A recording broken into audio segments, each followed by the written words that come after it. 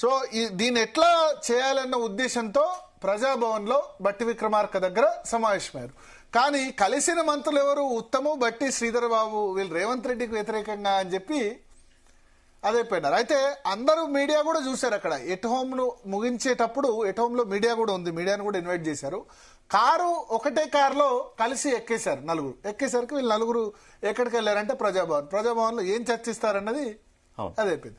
So ఇట్లా media ముందు కలిసి కాకుండా చర్చించరా రేవంత్ రెడ్డి గురించి వ్యతిరేకంగా అంటే నేను చెప్తాను, ఖచ్చితంగా చర్చిస్తారు. కానీ నిన్న జరిగిన చర్చ వేరు. ఎందుకంటే అక్కడ అడ్లూరు లక్ష్మణ్ ఉన్నారు.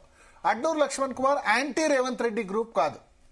ఆయనకు రావడంలో ఇద్దరు ప్రమేయం ఉంది. ఒకటి శ్రీధర్ బాబు మంత్రి పదవి రావడంలో, రెండోది రేవంత్ రెడ్డి కూడా. ఎందుకంటే వివేక్ మంత్రి పదవి ఇచ్చినప్పుడు మాల వర్గానికి అక్కడ జరిగినప్పుడు మాదిగ వర్గానికి కూడా న్యాయం జరగాలన్నప్పుడు శ్రీధర్ బాబు ప్లస్ రేవంత్ రెడ్డి ఇద్దరు కలిసి అడ్లూరు లక్ష్మణ్ కు అక్కడ మంత్రి పదవి ఇప్పించడంలో ప్రయత్నం చేశారు. కాబట్టి రేవంత్ రెడ్డికి వ్యతిరేకంగా అడ్లూరు లక్ష్మణ్ వెళ్ళాడు. అదే విషయాన్ని అడ్లూరు లక్ష్మణ్ కూడా వెంటనే క్లారిఫై చేశారు. మీడియాలో బ్రేకింగ్లు వార్తలు వచ్చాయి. అయితే ఇది కొద్దిమంది ఏమంటారంటే ఇది బట్టి విక్రమార్క ప్లాంట్ చేయించారు, ఈ న్యూస్ లీక్ చేశారు ప్రజాభవన్ లో. ఎందుకంటే ఆయన చాలా తీవ్ర ఆగ్రహంతో ఉన్నారు.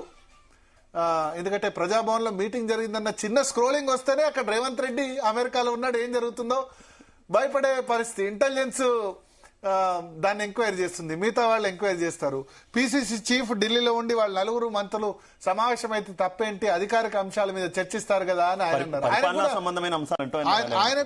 ఆయన కూడా మరి పార్టీ ఎఫ్ఐఆర్ జగిత్యాల గురించి అని చెప్పలేదు, పాలనాపరమైన ఇష్యూస్ గురించి చర్చిస్తే తప్పేందని మహేష్ కుమార్ గౌడ్ అన్నారు.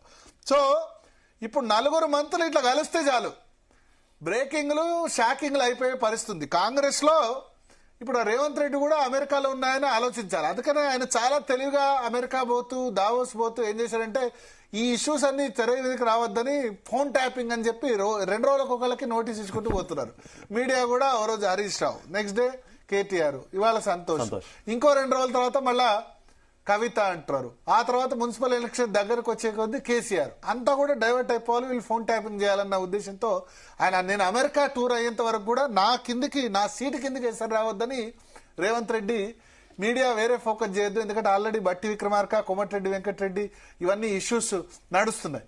ఈ కొట్టుకుంటున్న సమయంలో ఇది జరగొద్దని అది చేస్తున్నారు. సో పైకి ఇప్పుడు నలుగురు మినిస్టర్స్ చర్చించింది వేరేనా, వాళ్ళకి ఆనందం ఏంటంటే ఓకే రేవంత్ రెడ్డి అక్కడ ఉన్నా సరే మనశ్శాంతిగా ఉండకూడదు అని అనుకునే మినిస్టర్స్ కూడా ఉన్నారు ఈ కేబినెట్ లో. అమెరికాలో ఏం జరుగుతుంది, ఇక్కడ నా సీటుకి ఏమైనా ఎసరు పెడుతున్నారా? ఎందుకంటే 1983 ఆగస్టు సంక్షోభం ఎన్టీఆర్ 1 మంత్ పాటు విదేశాల్లో ఉన్నప్పుడే జరిగింది. నాదెండ్ల భాస్కర్ రావు ఆయన చేసినప్పుడు.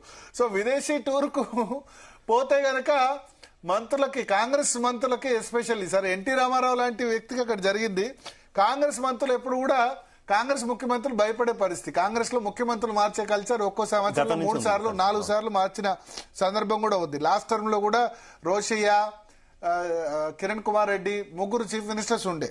సరే ఇప్పుడు తెలంగాణలో అధికారంలోకి వచ్చిన తర్వాత 5 సంవత్సరాలు సీఎం రేవంత్ రెడ్డి అనే చెప్తున్నారు. సో రేవంత్ రెడ్డి క్యాంప్ కూడా భయపడింది.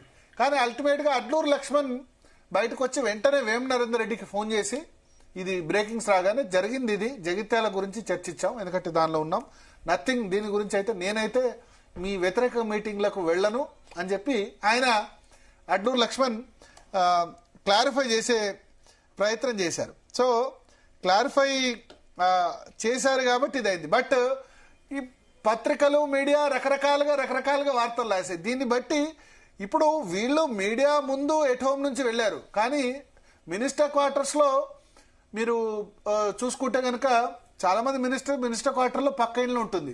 పక్క ఇంట్లో వెళ్ళి కూడా చర్చించుకోవచ్చు ఒకవేళ అనుకుంటే గనక. కోమటిరెడ్డి వెంకటరెడ్డి పక్కనే పొంగులేటి క్వార్టర్ ఉంటుంది, అంటే పొంగులేటి అక్కడ ఉండట్లేదు మినిస్టర్ క్వార్టర్స్ లో.